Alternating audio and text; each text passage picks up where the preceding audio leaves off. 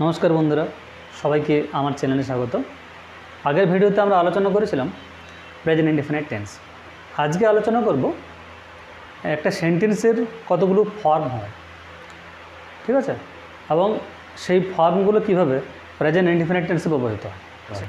आसुन ताहले देखुन form of sentence. एक सेंटेंसर साधारणत चारटी फर्म हये थाके। एफार्मेटिव बांगला होच्छे हाँ बाचक, नेगेटिव माने ना बाचक, इंटररोगेटिव प्रश्नबोधक और इंटररोगेटिव नेगेटिव माने ना बाचक प्रश्नबोधक। এই সমস্ত ফর্মগুলি কিভাবে প্রেজেন্ট ইনডিফিনিট টেন্সে ব্যবহৃত হয় সেটা আজকের আলোচ্য বিষয়, ঠিক আছে। এই যে অ্যাফার্মেটিভ ফর্ম বা হ্যাঁ বাচক, এটা হচ্ছে আমাদের অ্যাকচুয়ালি টেন্সের নিয়মটা। টেন্সের যে নিয়ম সেই নিয়মটা হচ্ছে অ্যাফার্মেটিভের নিয়ম। তাহলে এই নিয়মটা আলাদা করে করার কিছু অর্থ নেই। তাহলে আমরা চলে আসছি সরাসরি নেগেটিভ ফর্মে, যে কীভাবে নেগেটিভ ফর্ম গঠিত হয় এবং সেই নেগেটিভ ফর্ম কীভাবে প্রেজেন্ট ইনডিফিনিট টেন্সে ব্যবহৃত হয়। তাহলে বন্ধুরা এরপর আসি যে নেগেটিভ ফর্ম কীভাবে গঠন করা হয় সেই পদ্ধতিতে। আসুন দেখা যায়। তাহলে এর নিয়ম হচ্ছে প্রথমে সাবজেক্ট বা কর্তা বসবে। মানে নেগেটিভ ফর্ম গঠন করার নিয়ম হচ্ছে এক নম্বর নিয়ম, প্রথমে সাবজেক্ট বা কর্তা বসবে।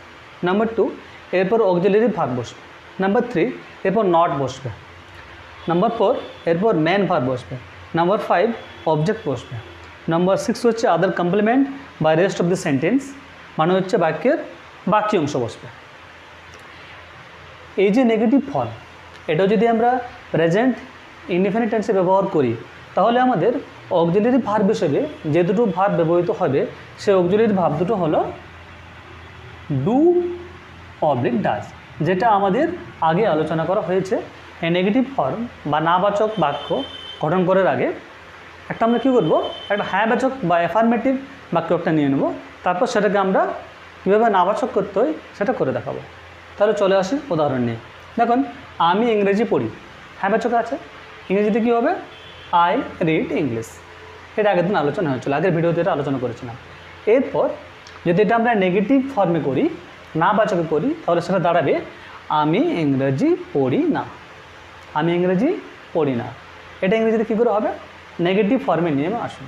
কী নিয়ম আছে, প্রথমে সাবজেক্ট আই, এরপর দেখুন 2 নম্বর নিয়ম আছে অক্সিলারি ভার্ব। তাহলে এই আমরা আগে ভিডিওতে করেছিলাম যে প্রেজেন্ট ইনডিফিনিট টেন্সে ডু বা ডাজ কীভাবে ব্যবহৃত হয়। তো যদি সাবজেক্ট আমাদের ফার্স্ট পারসন সিঙ্গুলার নম্বর হয় সেখানে আমরা জেনেছিলাম যে তাহলে অক্সিলারি ভার্ব হিসেবে ডু ব্যবহৃত হয়।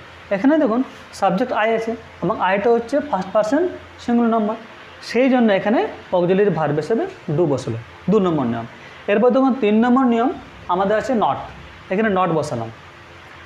4 নম্বর নিয়ম আছে মূল ভার্ব, তাই আমরা এখানে মূল ভার্ব রিড বসালাম। 5 নম্বর হচ্ছে আমাদের অবজেক্ট বা কর্ম, সেটা হচ্ছে ইংলিশ। এইভাবে আমরা কিন্তু নেগেটিভ ফর্ম গঠন করতে পারি। আরেকটা উদাহরণ নেওয়া যাক। দেখুন এখানে রাম ইংরেজি পড়ে, ইংরেজি কী হবে রাম রিডস ইংলিশ। এটা 4 নম্বর নিয়মটা এখন কাজে লাগবে। রিডস কেন হলো, রাম হচ্ছে থার্ড পারসন সিঙ্গুলার নম্বর, সেই জন্য এই ভার্বের শেষে এস যুক্ত হলো। এরপর চলে আসি যদি এটাকে আমরা নেগেটিভ মোডে করি, নেগেটিভ ফর্মে করি, তাহলে রাম ইংরেজি পড়ে না। ইংরেজি এটা কী হবে, প্রথমে সাবজেক্ট নিয়ম অনুযায়ী রাম। এরপর দেখুন যেহেতু সাবজেক্ট হচ্ছে আমাদের থার্ড পারসন আর সিঙ্গুলার নাম্বার। থার্ড পারসন কেন আপনারা জানেন, সেখানে আগের ভিডিওগুলোতে যারা দেখেননি তারা দেখে নেবেন নাম্বার এবং পার্সনের ভিডিওগুলোতে। এটা রামটা হচ্ছে থার্ড পারসন সিঙ্গুলার নাম্বার, সেই জন্য কী হবে এখানে ডু না বসে ডাক বসবে। এরপর কী হবে 3 নম্বর নিয়ম অনুযায়ী সেখানে আমাদের নট বসবে। 4 নম্বর মেন ভার্ব রিড, 5 নম্বর অবজেক্ট ইংলিশ।